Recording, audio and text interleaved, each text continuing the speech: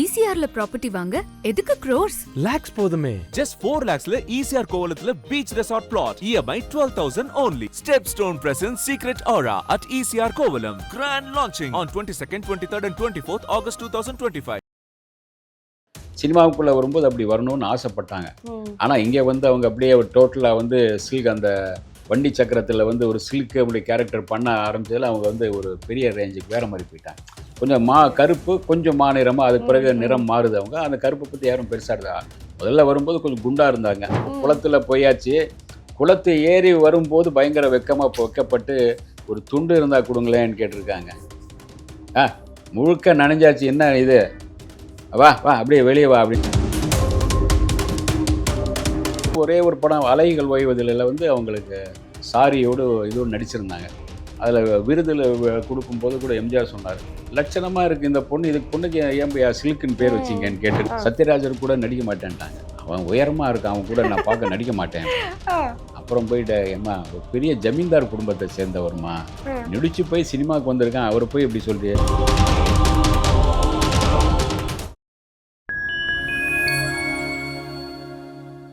Fine time cinema நேயர்களுக்கு வணக்கம். இன்னைக்கு நம்ம கூட நிகழ்ச்சியில மூத்த பத்திரிகையாளர் சவிதா ஜோசப் சார் இணைஞ்சிருக்காரு. வணக்கம் சார். நம்ம சேனல்லே பேசியிருக்கோம் சில்க் ஸ்மிதா அவர்கள் பத்தி. ஆனா இப்போ அவங்க கூட நடிச்ச நடிகைகள் இப்போ இன்டர்வியூஸ் கொடுக்கும் போது என்ன சொல்றாங்கன்னா, அவங்களுக்கு வந்து ஒரு ஃபேமிலிக்குள்ள போகணும்னு ஒரு ஆசை இருந்துச்சு. அவங்களுக்கு வந்து புடவை கட்டிக்கிறது வந்து ரொம்ப பிடிக்கும். நம்ம பார்த்தது எல்லாமே மாடர்ன் ட்ரெஸ்ல அப்படிதான் படங்கள் எல்லாமே பாக்குறோம். ஆனா தனிப்பட்ட ஒரு மனிதனா பார்த்தோன்னா அவங்களுக்கு புடவை கட்டிட்டு நல்லா பூ வச்சுட்டு நகை போட்டுட்டு இருக்கணும் அப்படின்றது ஒரு ஆசை. இன்னொன்னு ஃபேமிலிக்குள்ள போகணும்னு ஒரு ஆசை. ஒரு சாரி கட்டி ஒரு அடக்கடக்கமா ஒரு பொண்ணா எனக்கு படங்களே நடிக்கணும்னு ஆசை அப்படின்னு சொல்லி இருக்கிறதா சொல்லியிருக்காங்க. அவங்களுக்கு என்னெல்லாம் ஆசை இருந்துச்சு, அந்த ஃபேமிலிக்குள்ள போறது எவ்வளவு அவங்க ஈகரா வெயிட் பண்ணிட்டு இருந்தாங்க, அதை பத்தி சொல்லுங்க. அவங்க நடிக்க வர்றதுக்கு முன்னாடியே வந்து தேவதாஸ் படம் பார்த்துட்டு சாவித்திரி மேல ஒரு பெரிய கிரேஸ். சாவித்திரியுடைய முதல் ஹீரோயினா பண்ண படம் அதுதான் சாவித்திரி. தெலுங்குலாம் பண்ணாங்க. அதுக்கு முன்னே ஏதோ ஒரு பாதாள பைரவி என்ன ஒரு பைரவின்னு படம் பண்ணாங்க. அதுக்கு பிறகுதான் அவங்க ஹீரோயினா பண்ணாங்க அந்த படம். அந்த படம் வந்து சூப்பர் டூப்பர் ஹிட். அன்னைக்கு வந்து தமிழ்லேருந்து தெலுங்குலேருந்து தமிழுக்கு அந்த படம் வந்தது, டப்பிங் பண்ணி வந்தது. தமிழ்நாட்டிலையும் ஒரு மிகப்பெரிய ஒரு பேசப்பட்டது அந்த படம். அந்த சாவித்திரி பார்த்ததுலேருந்து அவங்க சாவித்திரி மேலே ஒரு கிரேஸ். சாவித்திரி மாதிரி தானும் ஒரு நடிகை ஆகணும்னு ஆசைப்படுவாங்க. சாவித்திரியுடைய போஸ்டர் எங்கே பார்த்தாலும் போய் கன்னத்தை கிள்ளி முத்தம், போஸ்டர்லேயே முத்தம் கொடுத்தெல்லாம் அவங்க மேலே அவர் மிகப்பெரிய ரசிகையாக இருந்தாங்க. சாவித்திரியுடைய அபிநயமான அந்த நடிப்பு இதெல்லாம் அவங்க பிடிக்கும் ரொம்ப. சினிமாவுக்குள்ளே வரும்போது அப்படி வரணும்னு ஆசைப்பட்டாங்க. ஆனால் இங்கே வந்து அவங்க அப்படியே டோட்டலாக வந்து சில்க் அந்த வண்டி சக்கரத்தில் வந்து ஒரு சில்க்கு அப்படி கேரக்டர் பண்ண ஆரம்பிச்சதில் அவங்க வந்து ஒரு பெரிய ரேஞ்சுக்கு வேறு மாதிரி போயிட்டாங்க. கொஞ்சம் கருப்பு கொஞ்சம் மாநிறமாக அதுக்கு பிறகு நிறம் மாறுது. அவங்க அந்த கருப்பை பற்றி யாரும் பெருசாக இருந்தா முதல்ல வரும்போது கொஞ்சம் குண்டாக இருந்தாங்க. அதுக்கு பிறகு அந்த சினிமாக்குள்ளே வந்து அவங்க சின்ன சின்ன வேடங்கள் பண்ணும்போது பெருசாக அவருக்கு வரவேற்பு கிடைக்கல. ஒரு மாதிரியான சின்ன பிட்டு அது ஒரு இதுக்கு இல்லை. அப்புறம் டான்ஸ் கற்றுக்கிட்டாங்க. சலீம் மாஸ்டர்கிட்ட தான் அப்போ வந்து இவங்களுக்கு காசுலாம் கிடையாது. சும்மா பார்த்துக்கும் ஒரு கற்றுக் கொடுத்தாங்க. ஏதாச்சும் ஒரு 2 ஸ்டெப் கற்றுக் கொடுக்குறாங்க சார் அவருக்கு, அவள் பொழைச்சிக்குவா சார்னு சொன்ன பிறகு சலீம் மாஸ்டர் வந்து ஃப்ரீயாகவே ஒரு மாதம் டான்ஸ் கற்றுக் கொடுத்தாரு அவங்களுக்கு. அந்த டான்ஸை வச்சுட்டு தான் அதுக்கு பிறகு ஃப்யூச்சரில் அவங்க பெருசாக வந்தாங்க. அந்த வகையில் அவங்களுக்கு வந்து அவங்க வந்து சினிமாவுக்குள்ளே வரும்போது அவங்க ஒரு டக்குன்னு டோட்டலாக மாறுது. ஒரு மலையாள படத்தில் பண்ணுறாங்க. அதாவது ஒரு சின்ன ஒரு பிட்டு வச்சுட்டு நீங்கள் வந்து ஒரு ஜலகிரிடை மாதிரி ஒரு கேரக்டர், ஒரு ஹீரோ பக்கத்தில் ஒரு 4 ஹீரோயின் தடவிட்டு நிற்பாங்களா அந்த மாதிரி. அதில் இவங்களும் ஒருத்தர் அந்த மாதிரி வந்தது. அதில் வந்து அந்த நேரத்தில் அவங்களுக்கு பயங்கர வெக்கம். அந்த குளத்தில் போயாச்சு. குளத்து ஏறி வரும்போது பயங்கர வைக்கப்பட்டு ஒரு துண்டு இருந்தால் கொடுங்களேன்னு கேட்டிருக்காங்க. முழுக்க நனைஞ்சாச்சு, என்ன இது, வா வா அப்படியே வெளியே வா அப்படின்னு சொன்னான். அன்றைக்கி வந்து அவங்க பேர் புகழ் ஒன்றும் கிடையாது அவங்களுக்கு. சாதாரண சின்ன ஆர்டிஸ்ட் மாதிரி வா அப்படின்னு ஒரு ஆட்கள் சொன்னதாக கேள்விப்படுறோம் அன்றைக்கி. அது வந்து என்ன பெருசாக நீ முழுசாக இறங்கிட்ட, அது என்ன இப்போ அப்படிங்கிற மாதிரி கிண்டல் பண்ணாங்கன்னு சொல்லியிருப்பாங்க. அதுக்கு பிறகு தான் அவங்க வந்து என்ன பண்ணுறாங்க, அதுக்கு பிறகு வாய்ப்புகள் இல்லாமல் இதாகும் போது இவங்க ஒரு சுனிதாவோ யாரோ ஒருத்தர் அபர்ணா அவங்களுடைய அசிஸ்டனா வந்து ஒர்க் பண்ணுறாங்க. அதுக்கு பிறகு தான் இவருடைய பார்வைப்படுது வினு சக்கரவர்த்தி பார்த்து இவர் வந்து அந்த படத்துக்காக தேடிட்டு இருக்காரு. சில்க் அப்படிங்கிற அந்த கேரக்டருக்கு ஒரு பெண் வேணும். சாக்னா கடையில் வந்து சாக்னா கடைன்னா உங்களுக்கு சாராய கடை பக்கத்துல ஒரு இது வைப்பாங்க இல்லையா, கருவாடு எல்லாம் போட்டு அந்த மாதிரியான ஒரு பெண் வேணும். அவள் பார்க்க அவ்வளோ அழகாக இருக்கணும் அப்படிங்கிற மாதிரி. ஏன்னா அப்படி இருக்கணும்னு பார்த்து இது பண்ணது தான் அவர் பெங்களூர் கூட்டிட்டு போய் ஒரு மாதம் கூட தங்க, ஒரு 15 நாள் கூட தங்க வச்சு அவர் ப்ராக்டிஸ் கொடுத்து அவர் அப்படியே மாற்றுறார், டோட்டலாக மாற்றுறார். அந்த படம் வந்த பிறகு பார்த்தீங்கன்னா திருமண பக்கம்லாம் சிலுக்கு. அந்த அவங்க பேர் வந்து விஜயலட்சுமி, அவர் தான் பேர் மாத்துறாரு. அவருக்கு சுமிதா பட்டேல் ரொம்ப பிடிக்கும் அவருக்கு, வினு சக்கரவர்த்தி. அதனால சுமிதான் பேர் வச்சாரு. சில்க்குன்னு அந்த கேரக்டர் நடிச்சதுனால சில்க் சுமிதான்னு போயாச்சு. கடைசி வரைக்கும் வந்து சுமிதான்னு சொல்லலை, வெறும் சில்க்குன்னு தான் சொல்ல ஆரம்பிச்சாங்க. அப்படி போயாச்சு. அதனால அவங்க வந்து அந்த அவர் கூட அந்த நடிச்சு அந்த படம் பார்த்துட்டு அவரே வந்து முதல்ல வந்து சிவகுமார் பார்த்துருக்காரு. என்னய்யா அவ்வளோ கருப்பாக இருக்கு இந்த பொண்ணு, அந்த கேரக்டருக்கு பொருந்துமாயா என்னய்யா அப்படின்னு கேட்டிருக்காரு. நான் பார்த்துக்கிறேன் போங்கன்னு சொல்லியிருக்காரு. அதே மாதிரி போயிட்டு அந்த கேரக்டர் மாறும்போது, ஐயோ மிரட்டிட்டையா, இந்த பொண்ணு மிரட்டலாக இருக்கியா, வா மச்சான் வா வண்ணாரப்பேட்டை சிலுக்குன்னு கையால் வாங்கிக்கூடி அப்படின்னு அந்த வந்து பெருசாக பேசப்பட்டது. அதுக்கு பிறகுதான் உங்களுக்கு வந்தது எல்லாமே உங்களுக்கு எல்லாமே அப்படியே வந்தாச்சு. சினிமாவை பொறுத்த வரைக்கும் நீங்கள் ஒரு பிள்ளையார் வேஷம் போட்டீங்க, கடைசி வரைக்கும் உங்களுக்கு பிள்ளையார் வேஷம் மாறாது. அதுதான் சினிமாவுடைய இது. அவங்களுக்கு வந்தது ஒரே ஒரு படம் அலைகள் ஓய்வதில் வந்து அவங்களுக்கு சாரியோடு இதுவும் நடிச்சிருந்தாங்க. அதில் விருதில் கொடுக்கும்போது கூட எம்ஜிஆர் சொன்னார், லட்சணமாக இருக்குது இந்த பொண்ணு, இதுக்கு பொண்ணுக்கு ஏன்பையா சில்க்குன்னு பேர் வச்சிங்கன்னு கேட்டிருக்காங்க. லட்சணமாக குடும்ப பாங்கான பொண்ணாக இருக்கா, பார்த்தா நீங்கள் ஏயா இந்த பேர் வச்சிங்கன்னு கேட்டாராம். அதுக்கு வந்து சில்க்கும் சிரிச்சிட்டு ஓரமாக போயிடுச்சின்னு சொல்லுவாங்க. அதனால் அவங்களுக்கு ஒரு ஆசை இருந்தது. அதுக்கு பிறகு வளர வளர அதுக்கு பிறகு ஒரு தன்னுடைய லைஃப்பை வந்து வேறு மாதிரி குழந்தைகள் பார்க்குறோம், இது பார்க்குறோம். அந்த மாதிரி நகைகள் போட்டு இது போட்டு ஒரு புடவை கட்டிட்டு ஒரு இதாக வந்து ஒரு காலகட்டத்தில் மாறும் ஒவ்வொரு சூழ்நிலை மாறுது இல்லையா. சினிமாவில் நிறைய எக்கச்சக்கமாக நடிக்கிறாங்க. சினிமாவை பொறுத்த வரைக்கும் அந்த காஸ்டியூம் இவங்க தான் டிசைட் பண்ணுவாங்க. அவங்க கேட்குற காஸ்டியூம் தரலன்னா கிடையாது, நாளைக்கு பார்க்கலாம் அப்படிம்பாங்க. அது ஒரு கட் பண்ணிடுவாங்க, நடிக்க மாட்டாங்க. இவங்களே வந்து டிசைட் பண்ணி இந்த மாதிரி தான் இருக்கணும் காஸ்டியூம்னு அதை வந்து மெனக்கெட்டு உட்காந்து அந்த காஸ்டியூம்கான உட்காந்து அப்புறம் அது கூட என்ன போடணும் இது போடணும் எல்லாமே வாங்குவாங்க. கரெக்டாக சொல்லி வாங்கி சில நேரங்கள் இவங்களே கடைக்கு போயிட்டு அதெல்லாம் பொருள் வாங்கிட்டு வந்துடும். அதுக்கு அந்த வந்து சில நேரங்கள் அந்த காஸ்டியூம் ரொம்ப நல்லா இருக்குன்னா பணம் கொடுத்து வாங்கிடுவாங்க. சில நடிகைகள் சும்மா எடுத்துகிட்டு போயிடுவாங்க. இவங்க வந்து இந்த பணம் கொடுத்துறேன்னா பணம் கொடுத்தே வாங்கிடுவாங்க. அந்த அளவுக்கு அது மேலே ஒரு அந்த கிரேஸு. அதனால் ஒவ்வொரு அவருடைய காஸ்டியூமும் இதை பொறுத்த வரைக்கும் ஒவ்வொன்றும் செலக்ட் பண்ணி தான் பண்ணுவாங்க. அந்த கேரக்டரும் அதே மாதிரி செலக்ட் பண்ணுவாங்க. பிடிக்கலன்னா பிடிக்க மாட்டேன்னு அவங்க கூட எல்லாம் நடிக்க மாட்டாங்க. பெரிய மூஞ்சியை பார்க்க முடியல எனக்கு அப்படிம்பாங்க. ஆனால் இவரை தவிர்க்க முடியாது. அன்னைக்கு வந்து சில்க் இருந்தால் தான் வியாபாரம். அந்த டிஸ்ட்ரிபியூட்டர் சொல்லுவாங்க, சில்க் இருக்காங்களா, ஓகே நாங்கள் வாங்கிக்கிறோம் அப்படிம்பாங்க. படம் கதையெல்லாம் கேட்குறது இல்லை, சில்க் இருக்காங்க ஒரு படம், ஓகே ஒரு டான்ஸோ ஏதோ. அன்றைக்கி சம்பளம் கூட அந்த ஹீரோயினுக்கு இணையான சம்பளம். அவங்க வந்து ஒரு டான்ஸ் ஆடினாலும் ஹீரோயினுக்கு இணையான சம்பளம் கொடுப்பாங்க. அந்த அளவுக்கு அவங்க செல்வாக்கு. அப்படியே வரும்போது அவங்களுக்கு வந்து ஒரு ஃப்யூச்சரில் தன்னுடைய ஒரு குடும்ப பெண்ணா கல்யாணம் பண்ணிட்டு இருக்கணும்னு நினச்சாங்க. அதுக்காக ஒருத்தர் லவ் பண்ணாங்க. அதுக்காக அந்த கல்யாணம் ஒரு வாரத்துக்கு முன்னாடி நகை புடவை கிடவை எல்லாம் வாங்கி அதெல்லாமே புலியூர் சுரேஜா கிட்ட அக்கான்னு தான் சொல்லுவாங்க. அவங்க படங்கள் தான் நிறைய பண்ணியிருப்பாங்க. அவங்க மேலே அவங்க தான் இவங்களை எப்படி வேலையை வாங்கணும்னு அவங்களுக்கு தான் தெரியும். சில ரொம்ப ரிஸ்கியான ஷாட்னா முடியாது அப்படிம்பாங்க. வாடி கண்ணு நீ தெரியாத அவனுக்கு அப்படின்னு மடியில் உட்கார வச்சு சாக்லேட்லாம் கொடுத்தா இவங்க வந்து ஒரு குழந்தை மாதிரி மாறிடுவாங்க.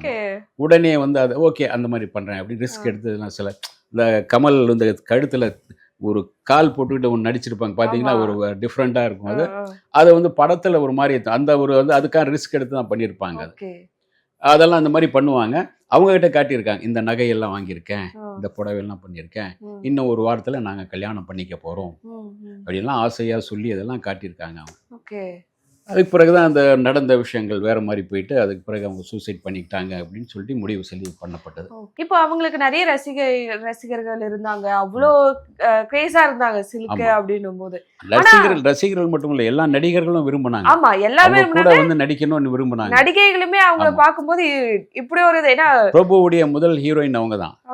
காளிதாசன் கண்ணதாசன் கவிதை நீ அப்படின்னு அதை பாடியிருப்பாங்க பாருங்க. அவருக்கு அதில் வந்து புடவைகளாக வரும், அப்படியே ஒரு இழுக்கு ஒரு சீனுக்கு ஒரு கலர் புடவையாக போகும், அந்த மாதிரி பண்ணியிருப்பாங்க. அவங்க செட்டில் இருக்கும்போது வந்து பார்த்தீங்கன்னா அவ்வளோ எல்லாருமே மரியாதை கொடுப்பாங்க, மேடம் வராங்கன்னு சொல்லிட்டு. அது அவங்க ஏன்னா நீங்கள் இப்போ பேசும்போது சொன்னீங்க அவங்க ரொம்ப குழந்தை மாதிரி, கொஞ்சம் அவங்ககிட்ட நல்லா பேசினா கூட அப்படியே குழந்தை மாதிரி. ஆனால் செட்டில் இருக்கும் வெளியில அந்த ஹெட்மேட்டாக காட்டிக்கிறது இருக்குல்ல, அது எவ்வளவு அவங்க வந்து அதை பாதுகாப்புக்காக இது பண்ணாங்களா இல்ல இந்த ஃபீல்டுல எப்படி இருக்கணும்னு சொல்லிட்டு அது இல்லை சினிமாவுக்குள்ளே போயிட்டா நீங்கள் அந்த ஃபீல்டை பற்றி உங்களுக்கு வெறும் வெளியே தெரியவே தெரியாது. ஓகே. இந்த சினிமாவை பற்றி தெரியும், இங்கே நடிக்கணும் என்ன போகணும் அவ்வளோதான் தெரியும். உலகத்தில் என்ன நடக்குது இவங்களுக்கு தெரியாது.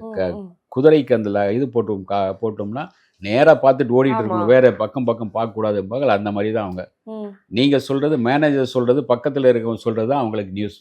ஓகே. இன்னைக்கு மாதிரி உங்களுக்கு இதெல்லாம் கிடையாது, சமூக ஊடகங்கள்லாம் கிடையாது, அதில் பார்த்து நீங்கள் இப்போ தெரிஞ்சுக்கலாம். அது கிடையாது. உங்களுக்கு ஃபோனும் கூட லேண்ட்லைன், அதுவும் கூட அது வந்து யாராவது வந்து பேசினா தான் உண்டு. இதை நீங்கள் ஷூட்டிங், அவுட்டோர் ஷூட்டிங்கில் இதில் எல்லாம் இருக்கும்போது ஒன்றும் பண்ண முடியாது. அந்த மாதிரி தான், அந்த மாதிரி சூழ்நிலை வந்து இவங்க ஒர்க்கர்ஸ் எல்லாமே, ஸ்டூடியோவில் இருக்கிற ஒர்க்கர்ஸ் எல்லாமே இவங்க மேலே ஒரு பாசமாக இருப்பாங்க. வந்துட்டியாமா, நல்லா இருக்கியாமா அப்படின்லாம் போய் பேசுவாங்க. அந்த குப்பை கொட்டுறவங்க, அந்த லைட் மேன், அவங்க எல்லாமே அவங்க மேலே ஒரு பாசமாக இருப்பாங்க. காரணம் என்னென்னா, தீபாவளி வந்துடுச்சுன்னா, தீபாவளி, பொங்கல், இந்த மாதிரி ஒரு ஃபெஸ்டிவல் டேயில் வந்துச்சுன்னா கூப்பிட்டு ஒரு 200-300 பேர் கூப்பிட்டு புடவை, சாப்பாடு எல்லாம் போட்டு ஆளுக்கு 200 ரூபா 300 ரூபா கொடுத்து அனுப்புவாங்க. அன்றைக்கி 200 ரூபா 300 ரூபாங்கிறது பெரிய அமௌண்ட். அது கண்டிப்பாக. ஆளுக்கு 500 ரூபாயோ. இதை வந்து பெரிய ஆர்டிஸ்ட் யாரும் பண்ணதான் நான் கேள்விப்படல. இவங்க பண்ணுவாங்க. அது கூப்பிட்டு சாப்பிட வச்சு எல்லோருக்கும் சந்தோஷமாக அனுப்பி வைப்பாங்க. அதனால அவங்க எல்லாமே பாப்பா நல்லா இருக்கு, பாப்பா தான் பாப்பா நல்லா இருக்கியா பாப்பா அப்படின்பாங்க எல்லோருமே. அதனால சில படங்களை பாப்பான்னு இவரை கூப்பிட்ற மாதிரி கேரக்டர்லாம் அந்த மாதிரி தான். அது அவ்வளோ வெள்ளந்தியாக இருப்பாங்க. அதே சொல்லி எல்லோருக்கும் ஒரு பாசமாக இருப்பாங்க. ஒரு பாசமாக பழகும்போது பாசமாக இருப்பாங்க. அவங்க வேற மாதிரி இருக்காங்கன்னா அவனை பிடிக்காது. அவங்க கூட நான் பண்ண மாட்டேன். அவங்க பார்த்தாலும் திருட மாதிரி இருக்கான், பண்ண மாட்டேன். அந்த வெளிப்படையா பேசுறது, சொல்லிடுறது, அது எல்லாமே அது ஸ்ட்ரெயிட் ஃபார்வர்ட். ஆமா, இது எனக்கு பிடிக்கல, இந்த இது சரியில்லை, இது ஏன், இதுக்கு என்ன விளக்கம் சொல்லு அப்படிம்பாங்க. அல்லது இந்த ட்ரெஸ்ல வந்து சரியில்லை, இந்த ட்ரெஸ்ஸை மாத்துங்க, அவங்க எல்லாத்தையும் இந்த இதுல இப்படி மாத்துங்க, அதை மாத்தினாதான் உண்டு, இல்லாட்டி இல்லைன்னா சரி நான் பண்ணல அப்படின்னு போய் உட்காந்துருவாங்க. அந்த மாதிரி கேன்சல் ஆயிருக்கா? ஆயிரம் சில நேரங்களில் அந்த சில சமாதானம் பண்ணி தருவாங்க. ஓகே. பேசி கீசி ஒரு வழியா சமாதானம் பண்ணி. சத்யராஜர் கூட நடிக்க மாட்டேன்ட்டாங்க. அவன் உயரமா இருக்கான், அவன் கூட நான் பார்க்க நடிக்க மாட்டேன். அப்புறம் போயிட்டு, ஏமா ஒரு பெரிய ஜமீன்தார் குடும்பத்தை சேர்ந்தவருமா, நடிச்சு போய் சினிமாவுக்கு வந்திருக்கான், அவர் போய் இப்படி சொல்றியே, சரி அப்படின்னு அதுக்கு பிறகு நடிக்க ஆரம்பிச்சு. அதுக்கு பிறகு சத்யராஜ் நல்ல ஃப்ரெண்ட் ஆயிட்டாங்க. அதாவது அந்த முதல்ல இவங்களுக்கு அந்த தெரியணும்ல, இவங்க யார், நல்லா எப்படிப்பட்டவங்க அப்படின்னு. அதை பார்த்து சில நேரங்கள் வெளிப்படையாக இவர் கூட நடிக்க மாட்டேன், அது நடிக்க, அது சில அப்படிதான் சொல்லுவாங்க. ஓகே. இவ்வளோ வந்து கரெக்டாக இந்த ஃபீல்டு எப்படி இருக்கு, எப்படி நம்ம இருக்கணும், ஸ்ட்ரெயிட் ஃபார்வர்டாக நம்மளுக்கு கம்ஃபர்டபுளாக இருக்கிறது இல்லாத எல்லாமே பேசணுன்றது தெரிஞ்சவங்க வர வர எப்படி இந்த ஒரு முடிவுக்கு, இவங்களுக்கு இப்படி ஒரு முடிவு வர்றதுக்கு என்ன ஒரு காரணம் ஆயிடுச்சு? எந்த இடத்துல தடுமாறினாங்க? எந்த இடத்துல? அவர் கூட இருந்த மேனேஜர், அவர் தான் மேனேஜராக இருக்கார், அவருக்கு தான் எல்லாமே இருக்கு. ஓகே. இவங்களுக்கான பணம் வருது போறது எல்லாமே அவர் தான் பார்க்குறாரு. எவ்வளோ பணம் வருது, எவ்வளோ சொத்து இருக்கு, எல்லாமே அவருக்கு தான் தெரியும், அவர்கிட்ட தான் இருக்கு, இவங்களுக்கு கிடையாது. ஓகே. எவ்வளோ சம்பளம் சொல்லி கொடுத்துருக்கா, இந்த சம்பளம் தரல அப்படிங்கிற அவருக்கு தான் தெரியும். அதனால் எல்லாமே அவர் வச்சுருக்கும் போது உங்களுக்கு வந்து பொன்முட்டையிற வாத்து யாருமே அறுத்துட விரும்ப மாட்டாங்க. கையிலே வச்சுட்டு எப்படியாவது மேலும் மேலும் பொன்முட்டையாக வாங்கணும்னு நினைப்பாங்க. அந்த சூழ்நிலையில் வந்து வேற ஒருத்தரை கல்யாணம் பண்ணிட்டு போயிட்டாங்கன்னா என்னாகும்? எல்லாமே போயிடும் நம்மக்கிட்ட இருந்து. அது அந்த வாரி மாறி அது கொலைன்னு சொல்லி, அதுக்கு பிறகு தொற்கொலைன்னு சொல்லி அப்படியே முடிஞ்சு. இவ்வளவு பார்த்தாங்க, அவங்களுக்கு அந்த ஒரு நபரை வந்து கண்டுபிடிக்க அவங்களுக்கு ஒரு நம்பிக்கையில விட்டுட்டாங்களா, இல்லைன்னா வந்து தெரிஞ்சே அப்புறம் பாத்துக்கலான்னு விட்டுட்டாங்களா? எப்படி இவங்களுக்கு அது சென்ஸ் அவங்களுக்கு தெரிஞ்சிருக்கும்ல, நம்ம கூட இருக்கிற அந்த மேனேஜர் வந்து இந்த ஒரு எண்ணத்துல இருக்காங்க அப்படின்றது. இல்ல, அது நமக்கு கூட இருக்கும்போது சந்தோஷமா பேசுவாங்க, வேற மாதிரி பாராட்டி தான் பேசிட்டு இருப்பாங்க. பின்னாடி தான் யாரும் குழி பறிக்கிறது பின்னாடி தான். முன்னாடி இருக்கும்போது பாராட்டி தான் பேசிட்டு இருப்பாங்க. பாப்பா இதுல சூப்பரா இருக்கு, இப்படி வந்திருக்கு, அந்த மாதிரி பேசியிருக்கேன், அப்படி சூப்பர் அப்படி சொல்லும்போது ஓகே அப்படின்னு போயிடுவாங்க அவங்க. அதுக்கு மேல பெருசா நீங்க இந்த கால் ஷீட்டு ப்ராப்ளம் இல்லாமல் பார்த்துக்க வேண்டிய அதுக்கான தனியாக பணமெல்லாம் அவங்க வாங்குவாங்க மேனேஜர். அதெல்லாமே அவங்க கிட்ட இருக்கும். அது மேனேஜர் சொல்கிறபடி நீங்கள் கேட்டாகணும். சில நேரங்களில் நீங்கள் வந்து தெரியாது, இவங்க வெளியே போனால் யாருக்கு தெரியும்? நீங்கள் இங்கேருந்து வெளியே போனீங்கன்னா எந்த ரூட்டு போனால் உங்கள் வீடு எங்கே, என்ன பஸ் உங்களுக்கு தெரியும்.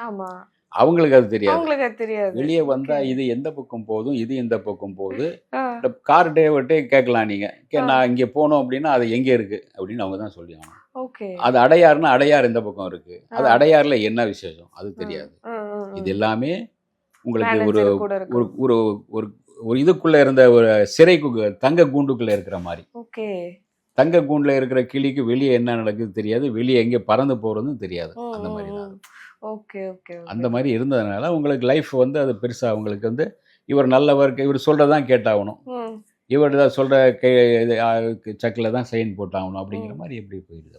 Okay okay sir. இப்போ சில்க் ஸ்மிதா அவங்கள மாதிரி இன்னொருத்தவங்க இருக்காங்கல்ல, படங்கள்ல நடிக்க வைக்க பாக்குறாங்க. இன்னுமே அவங்களோட ஏஐ கொண்டு வந்தா கூட இப்ப இருக்கிற ரசிகர்கள் கூட இல்ல, அதுக்கு பிறகு யாரும் வரல. ஆனா இப்ப இருக்கவங்க கூட அவங்க ஏஐ மூலமா அவங்களை கொண்டு வந்தா கூட அவங்க வந்து ஆமா, ரசிக்கிறாங்க போது தமிழ் சினிமா அவங்களை எவ்வளவு மிஸ் பண்ணிடுச்சு, இருந்திருந்தா எவ்வளவு உங்களுக்கு இருக்கும். எப்படி மார்லின் மன்றோ அப்படின்னு சொல்லுவாங்களே, அதுக்கு ஆமா. பிறகு இந்த இதுல உங்களுக்கு ஆங்கிலத்துல மார்லின் மன்றோ ஹாலிவுட்ல இருந்தாங்க. ம். அவர் வந்து கென்னடி எல்லாம் லவ் பண்ணாரு, கென்னடி எல்லாம் அவங்க கூட டேட்டிங் போனாருன்னா ஒரு வரலாறு ம், உண்டு. ம், ம்.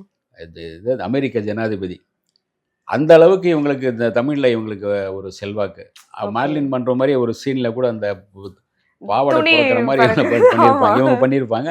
அது மிகப்பெரிய வரவேற்பு ஆ, கிடைச்சது. ஆ. அந்த அளவுக்கு ஒரு கிரேசியான ஒரு அவங்களுக்கு நடிகை. எவ்வளவு கிரேஸ் இருந்துச்சோ அந்த அந்த மாதிரி கிரேசி இங்க. இப்போ வந்து அந்த கிரேசி இப்போ இருக்கிற ஹீரோயின்கள் வர்றாங்க, 2 படம் பண்றாங்க, அதுக்கு போயிடுறாங்க. ம், ம். இப்போ யாருக்குமே பெருசா வரவேற்பு அந்த எல்லாம் கிடையாது. மெனக்கடல் இருக்க வேண்டியது இருக்கு. அந்த ஆமா. கிரேஸ கொண்டு வரணும் அப்படின்னா ஆமா. நிறைய வந்து அத்தனை cute ஆ பண்றதா கருப்பா இருக்கும். இருந்தாங்க, இருந்தாலும் அந்த கண்ணு கண்ணு. பார்க்கும்போது, அந்த முகத்தை பார்க்கும்போது அப்படி ஒரு அந்த கண்ணா ஒரு கிறங்க வைக்கிற மாதிரி கண்ணு, ம், ம். அதை பார்த்து அப்படியே நம்ம ஈர்க்கிற மாதிரி ம், கண்ணெல்லாம் இருக்கும். ம். அந்த அளவுக்கு அந்த ஒரு உதட்டை சுழற்சி இது பண்ணும்போது ஒரு மேறையான ஒரு இது வரும்.